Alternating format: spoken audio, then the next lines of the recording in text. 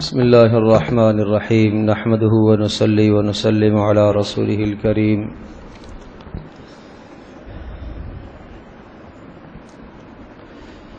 تیسرے سپارے کی شروع میں اللہ تبارک و تعالی نے حضرات انبیاء علیہ السلام کے بارے میں عقیدے کو ذکر فرمایا کہ انبیاء کے درمیان میں اللہ پاک نے فضیلتیں رکھی ہیں، بعض انبیاء کو بعض سے زیادہ مقام اور درجہ عطا فرمایا، اور 5 پیغمبر تمام پیغمبروں سے افضل ہیں۔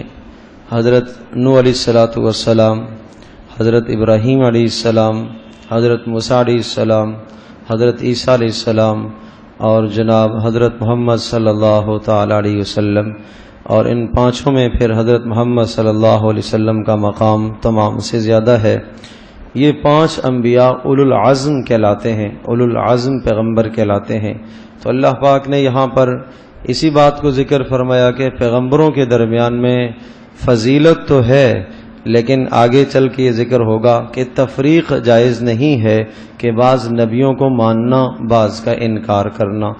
دوسرا یہ عقیدہ رکھنا ہے انبیاء کے بارے میں کہ تمام کے تمام انبیاء سب کے سب اس دنیا سے کامیاب گئے ہیں، اور سب کے سب امانت دار تھے، سب کے سب گناہوں سے معصوم ہیں۔ کسی نبی پر ایمان لانے والے 2، کسی پر 1، کسی پر ہزاروں، کسی پر لاکھوں، اور کوئی نبی ایسے بھی دنیا میں گزرے ہیں کہ جن پر ایمان لانے والا کوئی شخص نہیں تھا، کوئی شخص ان پر ایمان لانے والا نہیں تھا۔ اسی طرح سے وہ دنیا سے رخصت ہوئے، اللہ پاک نے ان کو اپنے پاس بلا لیا۔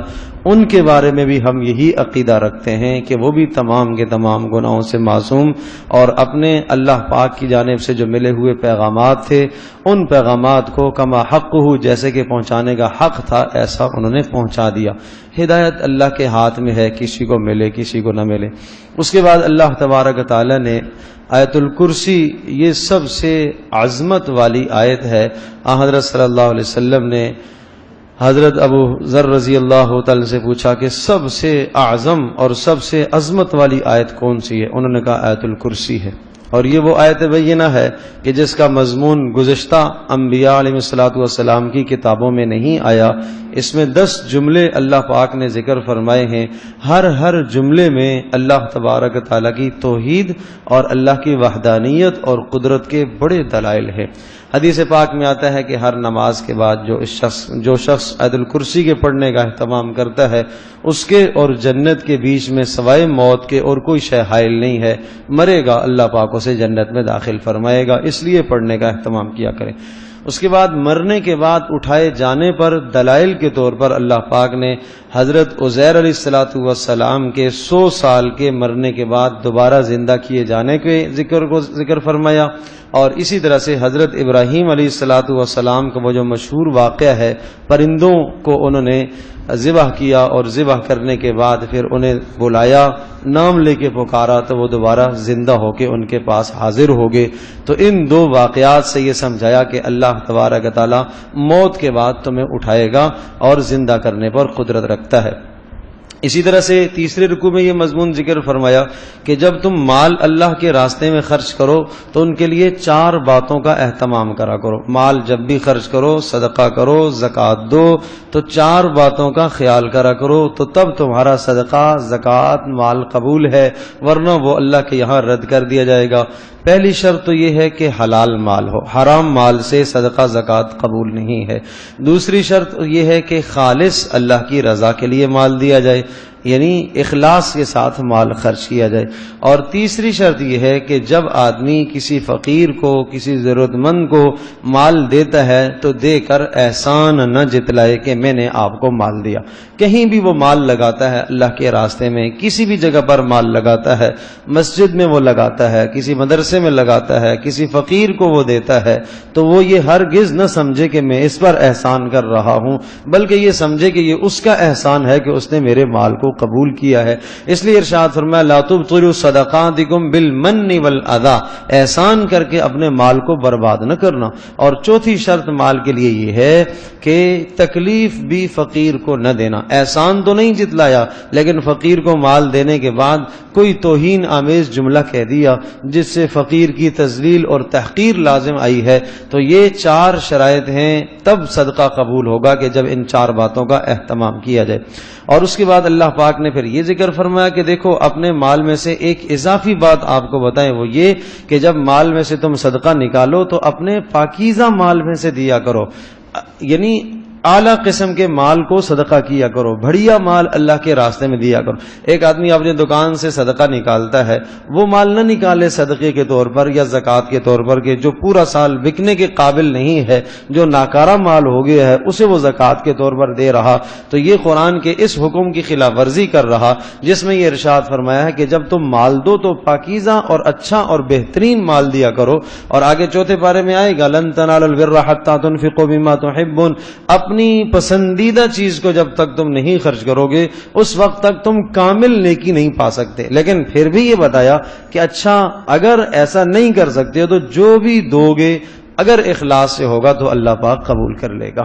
اللہ نے احسان فرمایا کہ اچھا اگر تمہیں اعلیٰ اور بڑھیا مال دینے کو جی نہیں چاہتا، ایک چیز تمہارے پاس سب سے محبوب اور پسندیدہ چیز ہے تمہیں خرچ کرنے کو جی نہیں چاہتا، تو اچھا جو دوسرے نمبر کی چیز خرچ کرتے ہو وہ اگر دے دو گے اگر اخلاص کے ساتھ تو اللہ پاک اسے بھی قبول کر لے گا.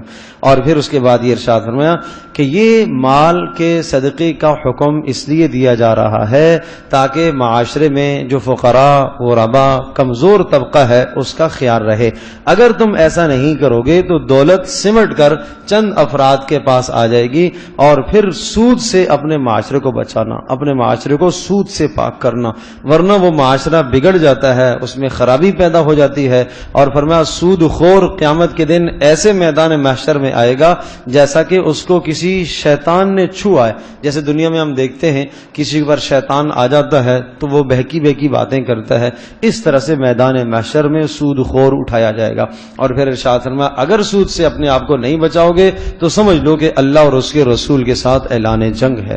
بہت بڑی سخت وعید سنائی ہے کہ اگر تم نہیں بچو گے اس سے تو اللہ اور اس کے رسول کے ساتھ جنگ ہے. پھر معاملات میں سے ایک بڑا اہم اصول ذکر فرمایا کہ جب تم ادھار کے معاملات کرا کرو تو ان کو لکھ کر رکھا کرو. اور یہ لکھ کر رکھنے کا حکم اس لیے دیا جا رہا ہے تاکہ باہمی جھگڑا اور لڑائی کی نوبت نہ آ جائے. اور پھر ارشاد فرمایا جب تم یہ لکھ کر رکھو تو اس میں باقاعدہ سے 2 گواہوں کو مقرر کرو، وہ 2 گواہ اس بات کی گواہی دیں. اور اتنا اہتمام کیا کہ اگر 2 مرد گواہ تمہیں میسر نہیں ہیں تو پھر ایسا کر لو کہ 1 مرد لے لو 2 عورتیں لے لو، لیکن گواہی ضرور بناؤ تاکہ کل اگر کوئی اختلاف پیدا ہو جاتا ہے تو اس موقع پر یہ بات کام آ سکے. اور پھر یہاں تک تاکید کی کہ اگر تم سفر میں ہو اور تمہارے پاس کوئی گواہ بھی نہیں ہے، لکھنے کی صورت بھی نہیں ہے، کاغذ نہیں ہے، قلم نہیں ہے، تمہیں لکھنا نہیں آتا، تو تب بھی ارشاد فرمایا کہ اگر تم معاملہ کرو تو اس وقت کوئی نہ کوئی چیز گروی رکھوا دو تاکہ یہ اس بات کی نشانی ہو کہ آپ نے دونوں نے آپس میں خرید فروخت کا معاملہ کیا ہے. پھر اس کے بعد سورۃ البقرہ کا خلاصہ ذکر فرمایا آمن الرسول بما انزل الیہ من ربہ والمؤمنون. ان آیات کے بارے میں حضرت عمر رضی اللہ تعالیٰ عنہ ارشاد فرمایا کرتے تھے کہ بڑا ہی محروم القسمت آدمی ہے جو ان آیات کو یاد نہ کر پائے. تو بھائی یاد کرو ان کو یاد کرو. اور پھر فرمایا کرتے تھے کہ رات کو جو آدمی سونے سے پہلے ان کو پڑھ لے گا یہ قیام اللیل کے لیے کافی ہو جاتی ہیں. رات کا قیام تہجد کے لیے کافی. اگر اللہ پاک توفیق دے تو اٹھ جائے اچھی بات ہے، لیکن نہ تو کم از کم یہ تو کرے آمن الرسول سے لے کر آخر تک تو پڑھ لے. اور اس میں اتنی پیاری دعائیں ہیں، اتنی پیاری. حدیث میں آتا ہے جب آدمی ان دعاؤں کو پڑھتا ہے تو اللہ پاک کی طرف سے یہ آواز آتی ہے ہم نے یہ قبول کر لی، ہم نے یہ قبول کر لی، ہم نے یہ قبول کر لی. کیا؟ ربنا لا تؤاخذنا ان نسینا او اخطانا، اے ہمارے پروردگار اگر ہم بھول سے یا غلطی سے گناہ کر بیٹھے تو اللہ ہمارا مواخذہ نہ کرنا. تو بندہ جب یہ کہتا ہے تو اللہ پاک ارشاد فرماتے ہیں میں نے قبول کر لیا. جب یہ کہتے ہیں ربنا ولا تحمل علینا اسرا کما حملت علی الذین من قبلنا، اے اللہ ہمارے اوپر ایسے احکام نازل نہ فرمانا، ایسے احکام کا بوجھ نہ ڈالنا جیسے گزشتہ امتوں پر ڈالے۔ خیر وہ تو رسول پاک صلی اللہ علیہ وسلم کی مبارک دعاؤں سے اب وہ احکام تو ہمارے اوپر نہیں آئیں گے۔ وہاں اتنے سخت احکام تھے، وہاں زکوٰۃ ادا کرنی تھی، کتنی؟ مال میں سے ربع چوتھائی حصہ نکالنا تھا، 100 میں سے 25 زکوٰۃ نکالو، یہاں 100 میں سے 2.5% ہے، کتنا آسان کر دیا۔